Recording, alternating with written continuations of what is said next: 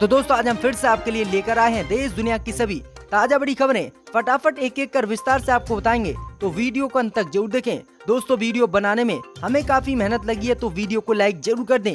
जी दोस्तों, पहली बड़ी खबर में आपको बताएंगे कि मोदी सरकार की बड़ी मुश्किलें, भारत और चीन के बीच एक बार फिर से बड़ा तनाव। चीन कभी भी भारत पर कर सकता है हमला। इसी को देखते हुए मोदी सरकार ने आज सीमा पर तैनात किए मिसाइल दागने वाले T-90 टैंक। चीन का मोदी सरकार को सताने लगा डर। इसी बीच अगली बड़ी खबर में आपको बताएंगे कि बकरा ईद के त्योहार को लेकर बीजेपी विधायक का विवादित बयान। बोले कुर्बानी देनी है तो मुसलमान अपने बच्चों की दें, आखिरकार बिना दोष के जानवरों को क्यों काटते हैं मुल्ले।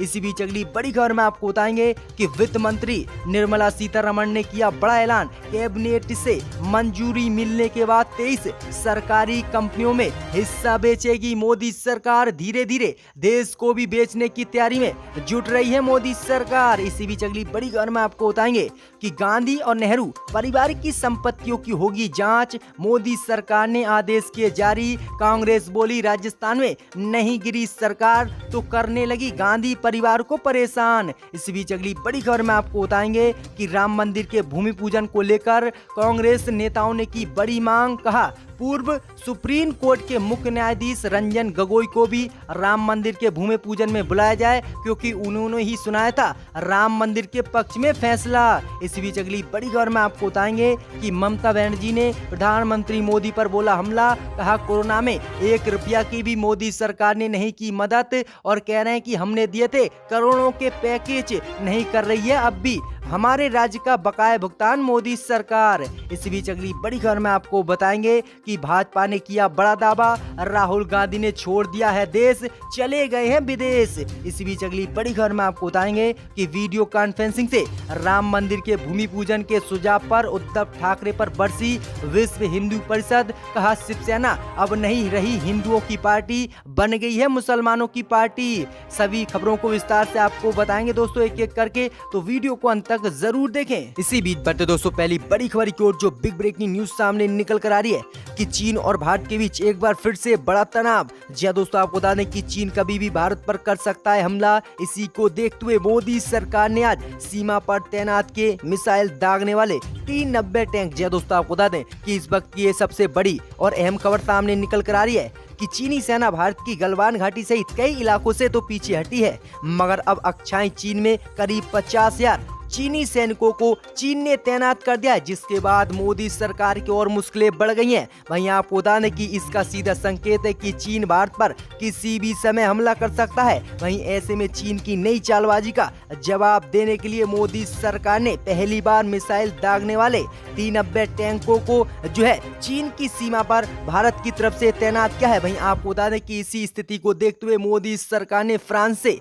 5 राफेल विमान भी मंगा लिए हैं, जो आपको बता दें बुधवार को अंबाला एयरबेस पर जो है उतरेंगे, और उनके स्वागत के लिए कांग्रेस सहित बीजेपी के बड़े बड़े नेता पहुंचेंगे। तो ये काफी बड़ी खबर आ रही है कि अब जो है भारत और चीन के बीच युद्ध जैसे हालात बनते हुए दिख रहे हैं, और कभी भी दोनों देशों में युद्ध जैसा माहौल बन सकता है और चीन कभी भी भारत पर हमला कर सकता है। इसी बीच बढ़ते दोस्तों अगली खबर की ओर, तो बकरा ईद पर बीजेपी विधायक का विवादित बयान। बोले कुर्बानी देनी है तो मुसलमान अपने बच्चों की दे दें, निर्दोष जीवों को क्यों काटते हैं। जी दोस्तों, आपको बता दें कि गाजियाबाद के लोनी से बीजेपी विधायक नंदकिशोर गुर्जर ने बकरे ईद पर कुर्बानी को लेकर विवादित बयान दिया है। विधायक नंदकिशोर गुर्जर ने कहा है कि कोरोना को देखते हुए इस बार मुसलमान कुर्बानी ना दें। आगे उन्होंने कहा कि कुर्बानी देनी है तो मुसलमान अपने बच्चों की दे दें। उन्होंने कुर्बानी करने वालों के खिलाफ कार्रवाई करने की भी चेतावनी दी है। वहीं आगे बीजेपी विधायक ने कहा कि जिस तरह सनातन धर्म में पहले बलि दी जाती थी,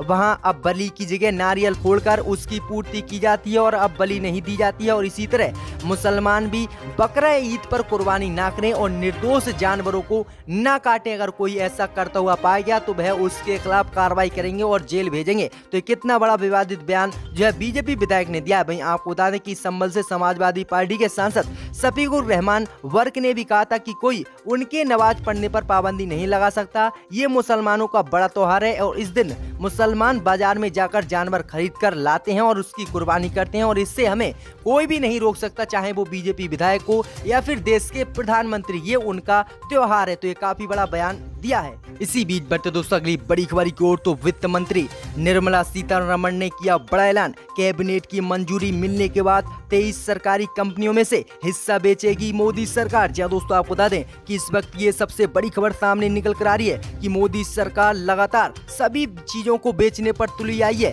जी दोस्तों, आपको बता दें कि इससे पहले मोदी सरकार ने रेलवे को बेचने का ऐलान किया था, उसके बाद रेलवे स्टेशनों को बेचने का ऐलान किया था और एयर इंडिया को भी बेचने का ऐलान किया था और कई बैंकों को भी बेचने का मोदी सरकार ने ऐलान किया है और बेच भी दी है। वहीं आपको बता दें कि अब मोदी सरकार 23 सरकारी कंपनियों में जो हिस्सा सरकार का है उसे भी बेचने का आज ऐलान कर दिया। यानी जो 23 सरकारी कंपनी है इसमें मोदी सरकार को जितना भी हिस्सा मिलेगा उसे मोदी सरकार बेचेगी और इसका ऐलान वित्त मंत्री निर्मला सीतारमण ने आज कर दिया। तो ये काफी बड़ी अपडेट है कि पूरे देश को गृह मंत्री अमित शाह और मोदी धीरे धीरे बेच देंगे और हमारा देश बिल्कुल गरीबी की ओर चला जाएगा। तो ये काफी बड़ा अपडेट है। इसी बीच बढ़ते दोस्तों अगली बड़ी खबर की ओर, तो राम मंदिर के भूमि पूजन में उठी एक और बड़ी मांग। सुप्रीम कोर्ट के पूर्व मुख्य न्यायाधीश रंजन गोगोई को भी भूमि पूजन में बुलाया जाए। कांग्रेस नेता अधीर रंजन चौधरी ने किया ट्वीट, कहा उन्होंने ही सुनाया था राम मंदिर और बाबरी मस्जिद का फैसला। जहां दोस्तों आपको बता दें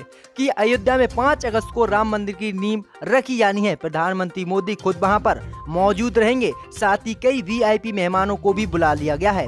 इस बीच कांग्रेस नेता अधीर रंजन चौधरी ने ट्वीट कर मांग की है। अधीर रंजन चौधरी ने कहा है कि सुप्रीम कोर्ट के पूर्व चीफ जस्टिस रंजन गोगोई को भी इस भूमि पूजन में बुलाया जाना चाहिए। जहां दोस्तों आपको बता दें कि अधीर रंजन चौधरी ने अपने ट्वीट में लिखा कि मर्यादा पुरुषोत्तम राम के मंदिर का भूमि पूजन होना है। लाखों लोग इसको लेकर उत्साहित हैं। ऐसे में मैं आयोजकों से एक अपील करना चाहता हूं कि पूर्व चीफ जस्टिस रंजन गोगोई को भी राम मंदिर के भूमि पूजन में बुलाया जाए, क्योंकि जब राम मंदिर का ऐतिहासिक फैसला आया था तब वो चीफ जस्टिस थे। अगर ऐसा नहीं होता तो पूर्व चीफ जस्टिस के साथ बड़ा अन्याय होगा, क्योंकि उन्होंने ही सुप्रीम कोर्ट के फैसले को जो है बाबरी मस्जिद और राम मंदिर फैसले में विभाजित कर राम मंदिर के पक्ष में फैसला दिया था और इसीलिए उनको जरूर भूमि पूजन में बुलाया जाना चाहिए। अगर ऐसा बीजेपी ने नहीं किया तो उनके साथ बड़ा अन्याय होगा और उनकी वजह से ही आज जो है राम मंदिर का भूमि पूजन हो रहा है और भव्य मंदिर बन रहा है। तो ये काफी बड़ी मांग कांग्रेस नेता अधीर रंजन चौधरी ने की है। इसी बीच बढ़ते दोस्तों अगली बड़ी खबर की ओर, तो गांधी और नेहरू परिवार की संपत्तियों की होगी जांच, आदेश हुए जारी। गांधी परिवार की बड़ी मुश्किलें। जी दोस्तों आपको बता दें ये काफी बड़ी खबर सामने निकल कर आ रही कि एक और राजस्थान में कांग्रेस के हाथों से सत्ता जाती हुई दिखाई दे रही है, तो वहीं दूसरी ओर गांधी और नेहरू परिवार को एक बड़ा झटका लगा है। दरअसल हरियाणा सरकार ने गांधी और नेहरू परिवार की संपत्तियों की जांच का आदेश दिया है। गांधी और नेहरू परिवार पर आरोप है कि उन्होंने साल 2005 से 2010 के बीच हरियाणा में कई संपत्ति जुटाई है। वहीं सरकार के इस आदेश के संबंध में जानकारी देते हुए हरियाणा के मुख्य सचिव केसनी आनंद अरोड़ा ने बताया है कि शहरी स्थानीय निकाय विभाग को संपत्ति की जांच करने के आदेश दिए हैं। हालांकि कुछ संपत्ति की पहले भी हरियाणा सरकार ने जांच कर दी है। तो किस तरह से मोदी सरकार लगातार अपने जो है बहुमत पर और अपने पावर पर किस तरह से गांधी परिवार को अब परेशान कर रही है, चाहे वह राजस्थान हो, सरकार गिराने की बात हो या फिर अब जांच करने की बात हो या फिर राजीव फाउंडेशन की जांच के आदेश हो। तो मोदी सरकार लगातार अब गांधी और नेहरू परिवार को परेशान कर रही है। इसी बीच बढ़ते दोस्तों अगली बड़ी खबर की ओर, तो वीडियो कॉन्फ्रेंसिंग से राम मंदिर भूमि पूजन के सुझाव पर उद्धव ठाकरे पर जमकर बरसी विश्व हिंदू परिषद। कहा अब शिवसेना हिंदुत्व की पार्टी नहीं मुसलमानों की बनती जा रही है। जहाँ दोस्तों आपको बता दें कि विश्व हिंदू परिषद ने महाराष्ट्र के मुख्यमंत्री और शिवसेना प्रमुख उद्धव ठाकरे के उस बयान पर निशाना साधा है जिसमें उद्धव ठाकरे ने सुझाव दिया था कि अयोध्या में राम मंदिर के लिए भूमि पूजन का कार्यक्रम रोक दिया जाना चाहिए और राम मंदिर का भूमि पूजन का कार्यक्रम वीडियो कॉन्फ्रेंसिंग से किया जाना चाहिए। उन्होंने कहा था कि जब 200 से अधिक लोग राम मंदिर के भूमि पूजन में हिस्सा लेंगे तब सोशल डिस्टेंसिंग के नियमों की धज्जियां उड़ेंगी और प्रदेश में कोरोना फैल सकता है। इसी को रोकते हुए वीडियो कॉन्फ्रेंसिंग के जरिए राम मंदिर का भूमि पूजन का कार्यक्रम हो और पूरा देश टीवी पर इसको देखेगा। अब इसी को लेकर विश्व हिंदू परिषद ने उद्धव ठाकरे पर हमला बोला है और उन्होंने कहा है कि महान हिंदुत्व पार्टी शिवसेना अब उसका पतन होता जा रहा है और शिवसेना अब मुस्लिमों की पार्टी होती जा रही है। वहीं आपको बता दें कि जो है शिवसेना के कई ऐसे भी बयान सामने आए थे राम मंदिर को लेकर जो राम मंदिर के समर्थन थे। वहीं आपको बता दें कि हालांकि विश्व हिंदू परिषद के अध्यक्ष आलोक कुमार ने कहा है कि भूमि पूजन किसी भी निर्माण कार्य को शुरू करने से पहले एक आवश्यक और पवित्र अनुष्ठान है। हम धरती माँ की पूजा करते हैं और उनसे आशीर्वाद प्राप्त करते हुए अनुमति लेते हैं। उन्होंने कहा कि इसको ऑनलाइन कैसे किया जा सकता है। उद्धव ठाकरे अब हिंदुत्व की छवि वाले नहीं बल्कि मुसलमानों की छवि वाले नेता बन के उभर रहे हैं। तो ये काफी बड़ा हमला जो है विश्व हिंदू परिषद की तरफ से बोला गया है शिवसेना पर। इसी बीच बढ़ते दोस्तों अगली बड़ी खबर की ओर, तो पश्चिम बंगाल की मुख्यमंत्री ममता बनर्जी ने प्रधानमंत्री मोदी पर बोला हमला। कहा कोरोना के खिलाफ लड़ाई के लिए राज्य का बकाया भुगतान जल्द करे मोदी सरकार, अभी तक नहीं दिया है कुछ भी। जहां दोस्तों आपको बता दें ये काफी बड़ी खबर सामने निकल कर आ रही है कि मुंबई और दिल्ली एनसीआर में आधुनिक कोरोना टेस्टिंग लैब के वर्चुअल उद्घाटन के मौके पर मुख्यमंत्री ममता बनर्जी ने एक बार फिर से प्रधानमंत्री मोदी पर निशाना साधा है। ममता बनर्जी ने प्रधानमंत्री मोदी से कहा है कि वह राज्य का बकाया जल्द से जल्द दें ताकि कोरोना के खिलाफ लड़ाई तेज हो सके। अपने वर्चुअल संबोधन में ममता बनर्जी ने कहा कि उद्घाटन किए जा रहे हैं, ऐसे में आधुनिक टेस्टिंग लैब राज्य सरकार को भी दिए जाएं और मोदी सरकार जो हमारा बकाया जीएसटी वगैरह और चीजों का बचा हुआ है केंद्र की सरकार पर, उसे मोदी सरकार तत्काल राज्य सरकार को दे और हम अपने इस पैसे का इस्तेमाल कोरोना महामारी से जंग जीतने में लगाएंगे। वहीं ममता बनर्जी ने आरोप लगाया कि केंद्र की मोदी सरकार ने अम्फान तूफान के बाद हुए नुकसान में सिर्फ 1000 करोड़ रुपए दिए थे, उसके बाद अभी तक 1 रुपया भी मोदी सरकार ने जो है पश्चिम बंगाल को नहीं दिया है। ममता बनर्जी ने कहा है कि एक सौतेले जैसा पश्चिम बंगाल से मोदी सरकार व्यवहार कर रही है, जिसके लिए हम काफी दुखदायक हैं। तो ये काफी बड़ा हमला जो है पश्चिम बंगाल की मुख्यमंत्री ममता बनर्जी ने बोला है। इसी बीच बढ़ते दोस्तों अगली बड़ी खबर को, तो बीजेपी ने किया बड़ा दावा, राहुल गांधी ने छोड़ दिया देश। जो दोस्तों आपको बता दें ये काफी बड़ी खबर सामने निकल कर आ रही है कि राहुल गांधी की विदेश यात्रा पर तंज करने वाली भाजपा ने आज दावा किया है कि कोरोना काल में कांग्रेस नेता राहुल गांधी विदेश चले गए हैं और पार्टी ने चुनौती दी है कि अगर वे देश में हैं तो राजस्थान को लेकर एक वीडियो जारी करें।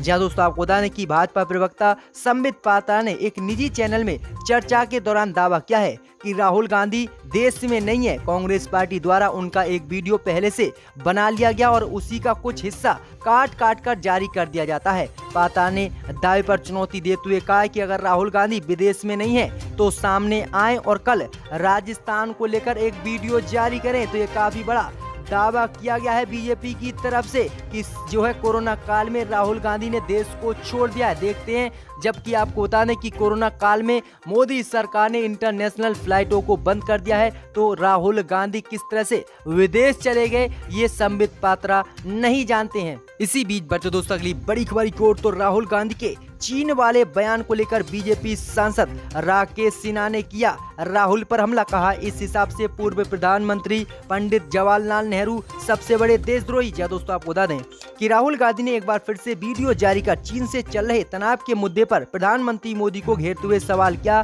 क्या चीन ने भारत की जमीन पर कब्जा किया है या नहीं। राहुल ने कहा कि जो लोग इस बात को नकार रहे हैं कि चीन ने भारत की जमीन पर कब्जा नहीं किया है वह देशद्रोही हैं। राहुल गांधी के इसी वीडियो के जवाब में बीजेपी सांसद राकेश सिन्हा ने भी हमला करते हुए कहा है कि राहुल गांधी के बयान के हिसाब से तो नेहरू जी सबसे बड़े देशद्रोही थे। बीजेपी सांसद राकेश सिन्हा ने कहा कि जो जिस हिसाब से वह राहुल गांधी बात कर रहे हैं उस हिसाब से तो नेहरू जी ने 1962 में 38,000 वर्ग मीटर जमीन को चीन को सौंप दी। यहाँ तक कि संसद में आकर नेहरू जी ने बयान दिया था कि जिस जमीन पर चीन ने कब्जा किया है वह बंजर जमीन है और इस हिसाब से तो देश के सबसे बड़े देशद्रोही खुद देश के पूर्व प्रधानमंत्री पंडित जवाहरलाल नेहरू हैं। इसके बारे में अब राहुल गांधी का क्या कहना है, तो ये काफी बड़ा पलटवार किया है। डिप्टी स्पीकर पर फेक किए वो भी हमने देखा और वो सब कौन थे हम जानते हैं, मगर ये जिम्मेदारी सबकी है सर। और यकीनन जो अपोजिशन की तरफ से एहतजाज हो रहा था इसलिए हो रहा था कि दिल्ली में जो नस्ल कशी हुई है उसके बारे में